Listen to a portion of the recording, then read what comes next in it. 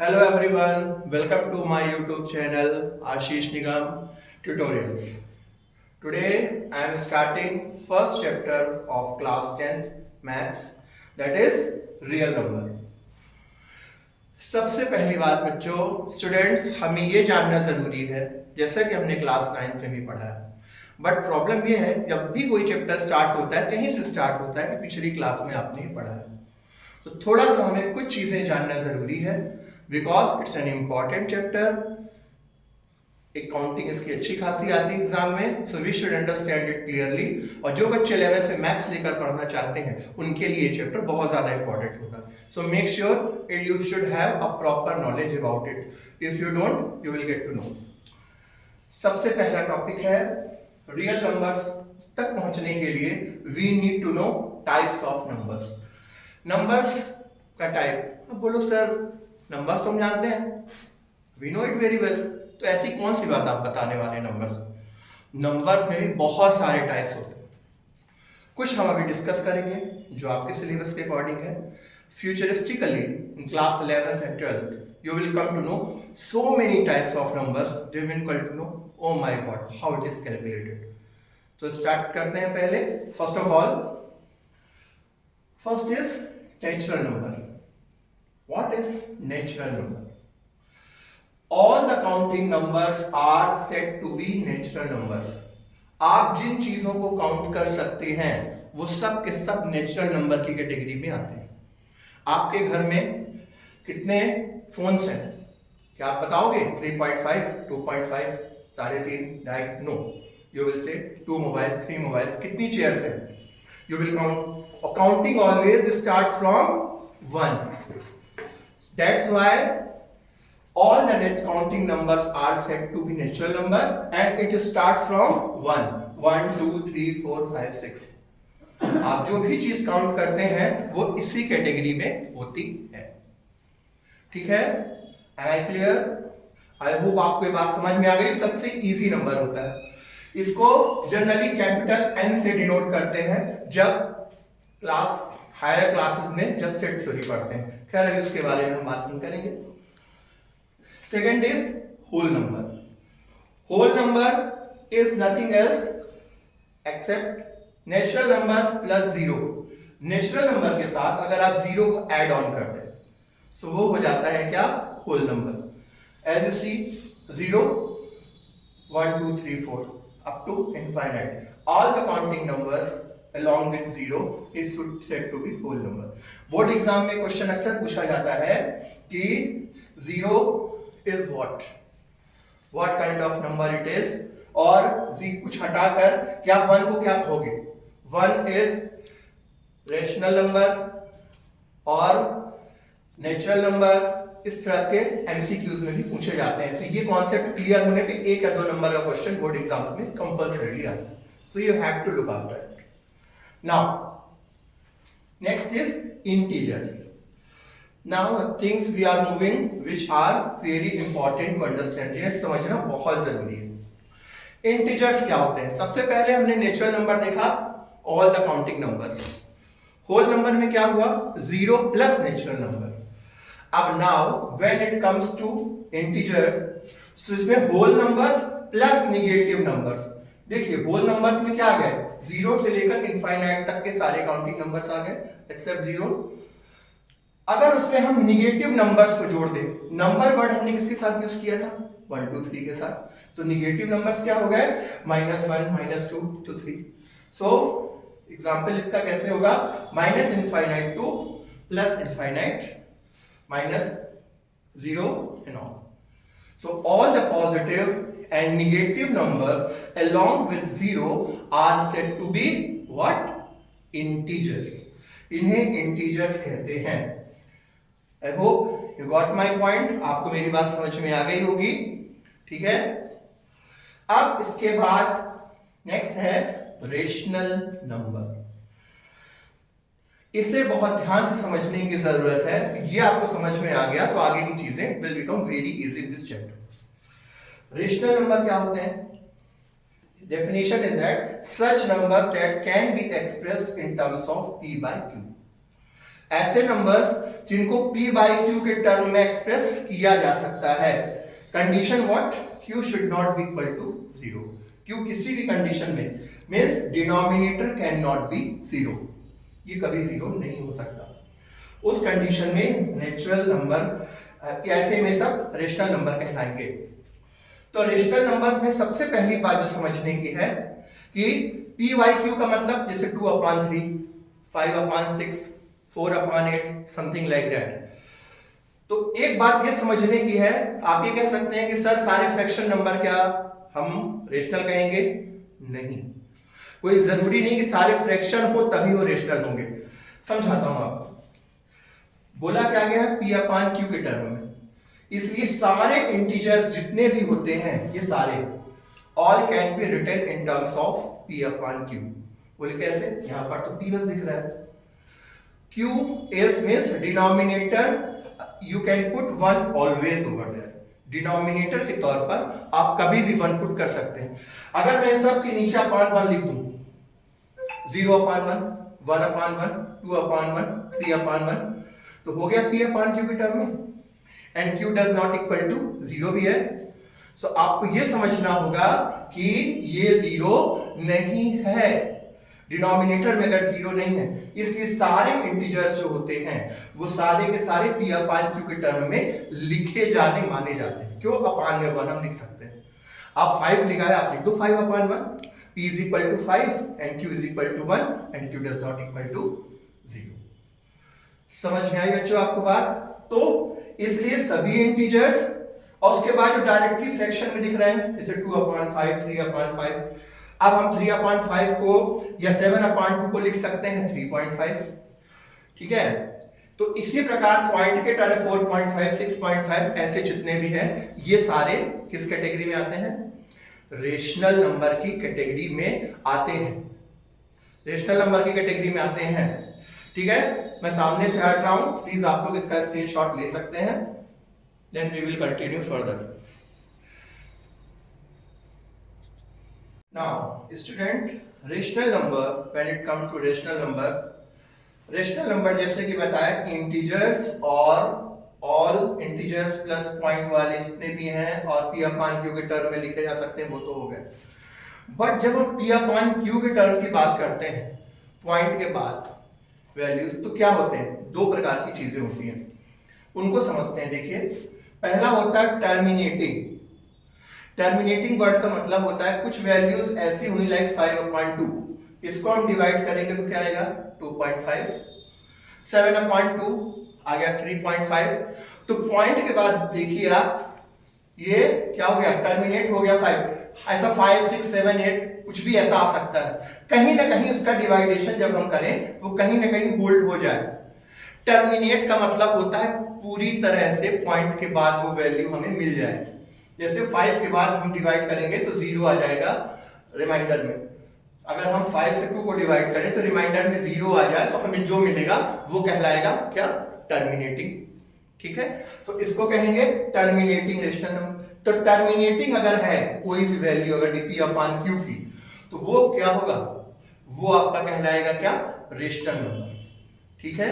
क्योंकि terminating non terminating directly पूछा जाता है, तो ये should very clear about it, crystal clear होना चाहिए। एक बार फिर से रिपीट करते हैं, किसी भी टर्म को अगर आप डिवाइड करते हैं, p को आप q से, मतलब p में यहाँ पर 5 है, q में 2 है, p से आप q को डिवाइड कर रहे हो, तो अगर आपको रिमाइंडर में 0 आता है मींस वो क्या है? वो टर्मिनेटिंग कहलाएगा, सीधी पहचान। चाहे इधर पॉइंट के बाद कितनी भी वैल्यू आ रहा है दैट डजंट मैटर, वो p/q के टर्म में कहलाएगा। और क्योंकि वो रिमाइंडर में 0 आ गया है, वो कहलाएगा टर्मिनेटिंग, वो रेशनल नंबर की कैटेगरी में आएगा। दूसरा होता है नॉन टर्मिनेटिंग रिकरिंग, मतलब टर्मिनेट ना हो, मतलब अगर हम डिवाइड करें किसी भी वैल्यू से तो 0 रिमाइंडर में नहीं आएगा, तो वो कहला गया नॉन टर्मिनेटिंग। समझिए, यहां पर टर्मिनेटिंग था, रिमाइंडर में 0 आ गया तो टर्मिनेटिंग हो गया। नॉन टर्मिनेटिंग कब हो गया? रिमाइंडर में 0 नहीं आएगा। रिकरिंग को कई बार उसमें रिपीटिंग भी बोला जाता है, रिकरिंग बोल दीजिए, रिपीटिंग बोल दीजिए, कोई भी चीज बार रिपीट हो, रिपीटेडली बार, तो वो कहलाता है, वो डिजिट भी क्या कहलाएगी? रेशनल नंबर में ही आएगी, वो भी फ्रैक्शन रेशनल नंबर में आएगा। जब वो कहलाएगा नॉन टर्मिनेटिंग रिकरिंग। एक एग्जांपल में देखिए, मैंने 1/9 लिखा, आपने देखा P/Q देखकर इसको नहीं कहेंगे कि हम ये केवल हमारा ये है कि इसको हम कह रहे हैं रेशनल नंबर, इसलिए नहीं, इसको हम डिवाइड करके देखते हैं। चलिए हमने 1 से जब डिवाइड करेंगे 9 को, तो 0 लगाकर 0 पॉइंट, अब ठीक है 9 1 जा 9, फिर 1 0 डिवाइड करते चले गए, तो आप कंटिन्यूअसली देख सकते हैं कि लगातार यहाँ पर रिमाइंडर में क्या बच रहा है 1। अगर हम 0 लगाकर इसको सॉल्व करते रहेंगे, हमारी आपकी पूरी लाइफ चली जाएगी, वो आता जाएगा, यहां पर भी आता जाएगा, और यहां पर हर बार क्या रिपीट होगा 1 1 1 1 1 up to no limit. So this is called non terminating, ये टर्मिनेट नहीं हो रहा, एंड रिकरिंग और रिपीटिंग, वन कंटिन्यूअसली रिपीट होता है।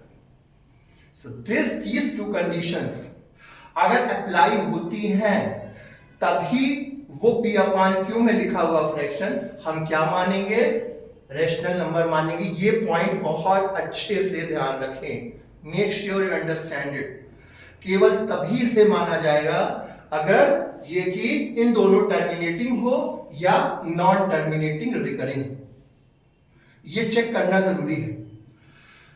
और आप अगला क्वेश्चन हो सकता है, सर अगर मान लीजिए नॉन टर्मिनेटिंग भी हो और रिकरिंग भी ना हो, ठीक है, तो कोई चीज बार बार आती चली जाए।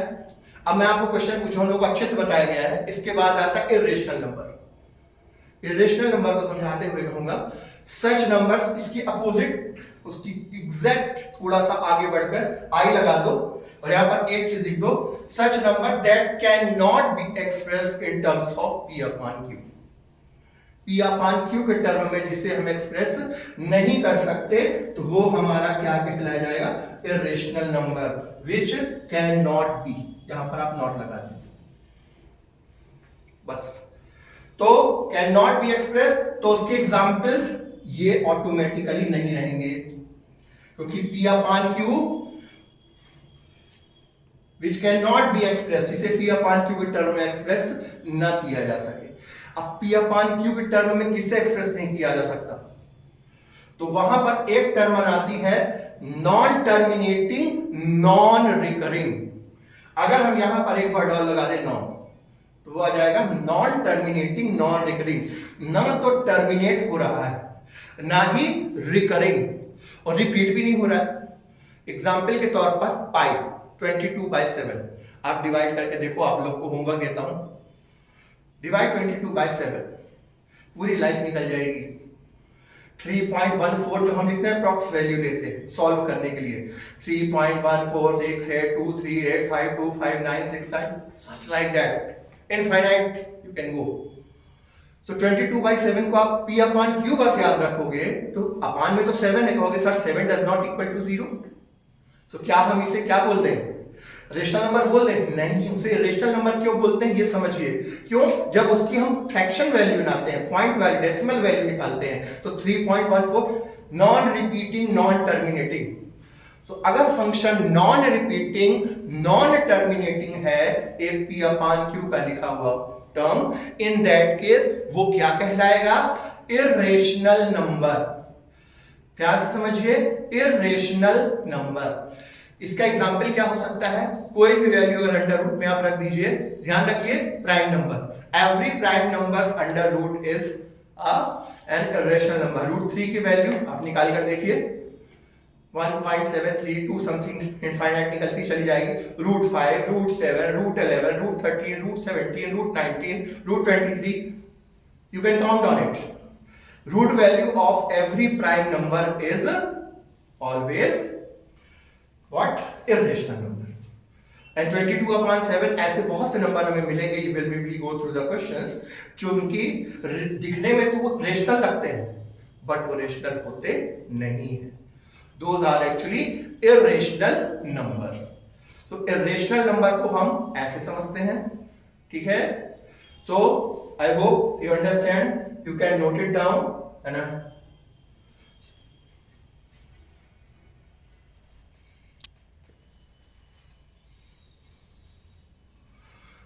So this was the introduction of types of numbers, and thereafter what called real number, जो हमारा मेन टॉपिक है, real number is represents is equal to rational number. आप समझ गए क्या होता है, plus irrational number. Rational number और इर्रेशनल नंबर मिला दो सबको तो क्या हो गया, वो क्या कहला गया आपका, real number. So this is real number is equal to rational number plus irrational number. I hope and one more thing that we need to know, अगर आपको सारे नंबर समझ में आ गए हैं इस चैप्टर में कोई प्रॉब्लम नहीं जाएगी, ये समझना बहुत जरूरी है। Once you understand it, 2 to 3 marks questions mostly come from this particular chapter in one word questions in your examination, either it's MP board or CBSE, it doesn't matter. Concepts are very important to understand. One more number which came in our system right now, I said prime number. I think prime number सभी जानते हैं, but फिर भी prime number की बात आई है तो उसे बताते हैं। सेल्फ एंड वन, ऐसे नंबर जो खुद से और वन से डिवाइड होते हैं वो प्राइम नंबर कहलाते हैं। Prime numbers like 2, 3, 5, 7 such that, ठीक है, ये सारे प्राइम नंबर है। और remember, one is not a prime number, one को प्राइम नंबर नहीं कंसीडर किया जाता। One is not a prime number. Prime number की सीरीज 2 से स्टार्ट होती है, क्योंकि वन खुद से खुद ही वो है और वन भी खुद है, इसलिए वो उसमें डिस्क्वालीफाई हो जाता है। So number should be divided by itself and one, then that is said to be prime number, तब उसे हम प्राइम नंबर की कैटेगरी में लाते हैं। तो वन प्राइम नंबर नहीं होता, 2 से स्टार्ट होता है। एंड वन मोर थिंग जो अक्सर पूछा गया इवन हायर क्लासेस, कि क्या give any number which is not an odd number, even number which is a prime number, 2, एक ही नंबर है, 2 को छोड़कर जितने भी आपको नंबर्स मिलेंगे प्राइम नंबर्स के वो सारे ऑड होंगे। 2 is the smallest number in list of prime number which is an even number, जो कि सम संख्या है, even which is divisible by 2। उसके अलावा कोई भी नंबर ले आओ, चाहे 10 डिजिट, 100 डिजिट, कितने भी डिजिट्स में, अगर वो प्राइम नंबर है तो वो 2 से डिवाइड नहीं होंगी, means that will not be an even number, that will be an odd number. I hope you understand. So this was an introduction, very first introduction of real numbers from my side. I hope you understand that, and let me know how you got the things in your mind. Koi doubts you can comment on that and ask me, and whatever the improvement are required, that will definitely be done. I hope you got the things very clear. इन्हें आप बहुत अच्छे से समझें। इसके बाद हम further we will continue the chapter in the next video. Thank you so much. Have a great day.